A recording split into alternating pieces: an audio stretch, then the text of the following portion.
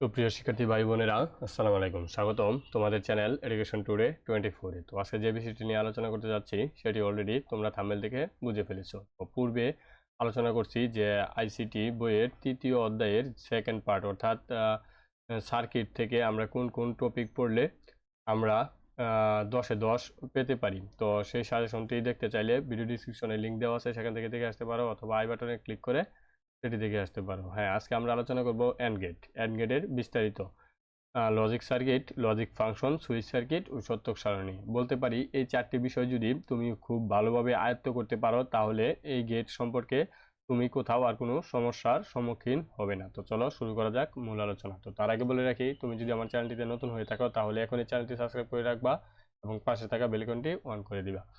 তো and get কি? And get হচ্ছে, এখানে আমরা সংজ্ঞাটি দেখে নেই, যে গেট যৌক্তিক গুণের কাজ করে তাকে অ্যান্ড গেট বলে, অর্থাৎ গুণ চিহ্ন হচ্ছে এটা। বাট আমরা এই সার্কিটের ক্ষেত্রে এই গুণ চিহ্নকে আমরা এই যে দশমিক বা এভাবে নিয়ে নিব আর কি, গুণ চিহ্নটাকে, যেটা আমরা সবাই জানি, যেহেতু আমরা ইন্টারমিডিয়েটে লেখাপড়া করছি তো এই বিষয়টা আমরা সবাই জানি। তো এখানে আমরা লজিক সার্কিটটি দেখে নেই। তো এটা যেহেতু সবসময় গুণের কাজ করবে, তাই আমরা বলতে পারি যে এই যে এইরকম সার্কিট যেখানে আমরা দেখি না কেন এটাকে আমরা গুণ হিসাবে ধরে নিব, এই সার্কিটটাকে গুণ হিসাবে ধরে নিব। তো এখানে আমরা, এটা হচ্ছে সার্কিট, তো এটা হচ্ছে এ ইনপুট, বি ইনপুট, এই দুইটা একত্রিত হয়ে আমাদের অ্যান্ড গেটের সার্কিটটি হবে এ ইন্টু বি। কীভাবে? এই যে এই এর, এই এ এবং এই সার্কিটটার জন্য, পুরোটা সার্কিটটার জন্য আমাদের ইনটু এবং এই বি, অর্থাৎ আমাদের উপরে যেটা ইনপুট হবে সেটা আগে হবে, তারপরে সার্কিটের চিহ্নটি হবে, তারপর বি হবে। আমি আবারও বলি, সর্বপ্রথম এই যে এ আসছে, এই তার দিয়ে কি আসছে আমাদের এ আসছে, এই এ, তারপরে এই সার্কিটের চিহ্ন হচ্ছে ইনটু, তারপরে ইনপুট হচ্ছে আমাদের বি, অর্থাৎ এটাই হচ্ছে আমাদের লজিক ফাংশন। তো এটা হচ্ছে আমাদের লজিক ফাংশন, এ ইনটু বি আমাদের লজিক ফাংশন। তো এখন আমরা চলে যাব সুইচ সার্কিট ও সত্যক সারণী। তো সুইচ সার্কিটের আগে আমরা 4 নাম্বার সত্যক সারণীটি দেখে আসবো। তো আমি পূর্বে বলেছিলাম যে সত্যক সারণী কিভাবে আঁকা হয়। তো সত্যক সারণী আমি বলছিলাম যে যে কোনো থাকুক না কেন এখানে 2 ধরবো এবং ইনপুট কয়টা আছে? 2টা আছে। জয়টা ইনপুট থাকবে সে ততটি পাওয়ার দিয়ে দিব। এখন আমরা ক্যালকুলেশন করে দিলে এটা আসে আমাদের 4, অর্থাৎ আমাদের গড় হবে এখানে 4টি, 1 2 3 4। যদি ইনপুট 3টা হতো তাহলে এখানে পাওয়ার হয়ে যেত 3, এবং 2 এর পাওয়ার 3 হলে হয় 8, আমাদের গড় হতো 8টি। তো আমরা ইনপুট নিয়ে এখানে সর্বপ্রথম কাজ করব। এখানে 0 1 0 1 কীভাবে বসাবো?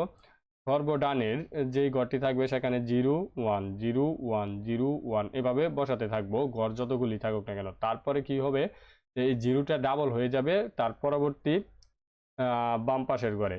তো এই যে এখানে 0, এখানে একটা ছিল, এখানে দেখেন একটা, 2টা হয়ে গেছে, 2টা 0 2টা 1। যদি এইদিকে আরেকটি ঘর থাকতো সেখানে হয়ে যেত 2 এর ডাবল, 4টা 0 4টা 1, এভাবে বসতো আর কি।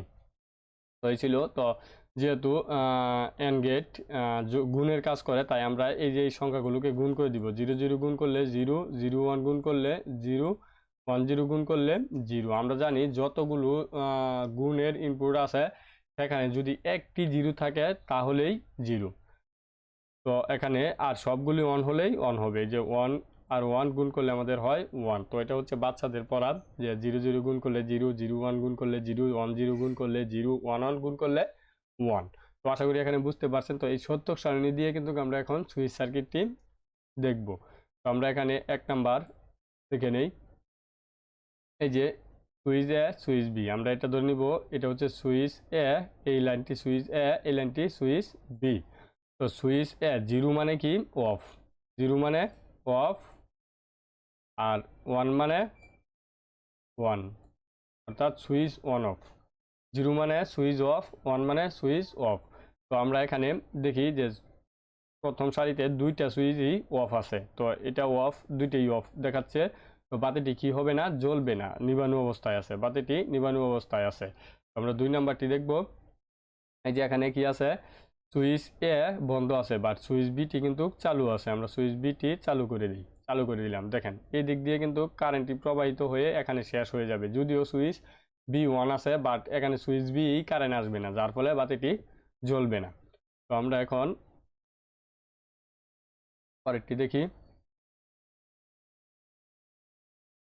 সুইচ এ অন আছে, সুইচ এ অন আছে, এদিক দিয়ে কারেন্ট এখানে আসবে, বাট সুইচ বি অফ থাকার কারণে কিন্তু কারেন্টটি প্রবাহিত হয়ে বাতি পর্যন্ত আসতে পারবে না, যার ফলে বাতিটি জ্বলবে না। তো আশা করি বুঝতে পারছেন। আমরা এখন কয়টি দেখি, দেখেন যে এখানে সুইচ এ অন আছে এবং সুইচ বিও কিন্তু অন আছে, যার ফলে কিন্তু এখান থেকে কারেন্টগুলো গিয়ে এদিক দিয়ে কারেন্টগুলো প্রবাহিত হয়ে বাতিতে চলে আসছে এবং বাতি জ্বলে গেছে। তো আমি এখানে বোঝানোর চেষ্টা করছি সুইচ সার্কিটের মাধ্যমে অ্যান্ড গেটের যদি কারেন্ট, এটা হচ্ছে আমাদের নিউটন তার, আর এটা হচ্ছে আমাদের ফেজ তার। এই ফেজ তার একদিক দিয়ে বাতিতে লাগলে এবং নিউটন তার আরেক দিক দিয়ে বাতিতে লাগলেই কেবল বাতি জ্বলবে। এখানে দেখেন, যখন আমরা দেখেছি যে এখানে সুইচগুলো